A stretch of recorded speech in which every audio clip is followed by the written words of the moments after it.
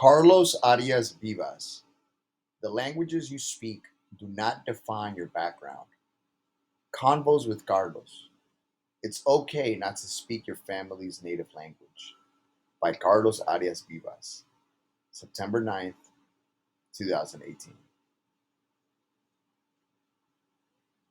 Over the summer, I spent 5 amazing weeks in Madrid taking classes through a Penn Study Abroad program. When I told people that I was going to Madrid to finish up some Spanish courses to complete my Hispanic Studies minor, many people questioned whether the time I spent studying Spanish was worthwhile. There have been countless people that ask me and assume, don't you already speak Spanish? What's the point? Yes, I do speak Spanish. However, that doesn't mean that I know how to read or write it. In the past, I've had teachers single me out during lessons. They don't understand how a heritage speaker can have novice level grammar mistakes. Most of them assume that I knew Spanish fluently since I was very young. In reality, I have been studying Spanish since sixth grade up until now. Personally, I wanted to know as much as I can and learn different types of Spanish dialects. I've had a multitude of Spanish teachers with Cuban, Spanish, and Colombian backgrounds. Through these experiences, I have been able to learn and develop my understanding of how diverse the Spanish language is and connect with other students that are from different backgrounds other than mine. My perspective on this issue comes from being the son of a first generation immigrant family. A lot of people assume that if you're Latino, you automatically speak your family's language. On top of the classroom struggles I face, there's also the sentiment that if you don't speak Spanish, then you are quote unquote less Latino and more gringo or Americanized. To me, that is not true. There have been a lot of controversy in Spanish speaking communities of what defines your Latinidad or Latinness.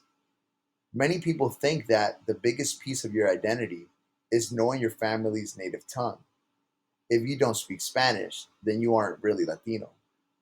Most of these sentiments come from older generations that believe that if the youth isn't acquiring the language, then an integral part of the Latino identity is being lost.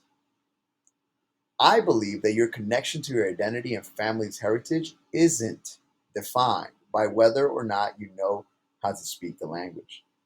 There are many other cultural facets that people engage in that they celebrate proudly that reflects their background. These cultural markers come in different forms like wearing traditional clothing, eating delicacies, celebrating specific holidays, and even practicing certain religions. It is never too late to start learning a language. It may be harder, but there is always the option for younger people to pick it up later on in life. College freshman Valerie Aguilar has had a similar experience. She says, even though I am not fluent in Spanish, it shouldn't diminish or take away the fact that I am a Latina, Aguilar said. At the same time, being a person of color and a Latina woman in America is hard enough. I do not need any more hassle from my own community just because I don't know Spanish perfectly. This problem is not just unique to the Latino community. I have many friends that come from first generation Asian immigrant households that face similar issues. Some of them do speak their family's native tongue perfectly, but others barely know it. Every family situation is different. For me, most of my family speaks Spanish, and only some speak English.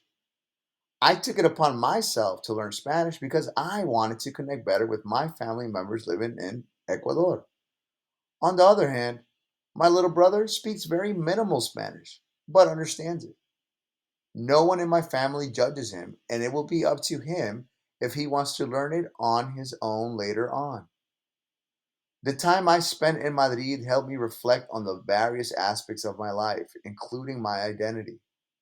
It really made me think hard about what constitutes being the product of Latino immigrants. Trying to classify and divide members within a culture by certain criteria is not valid. There are many aspects that contribute to an individual's belonging in a group they identify with. Carlos Arias Vivas is a college sophomore from Stamford, Connecticut, studying communication. He's currently a student at the University of Pennsylvania.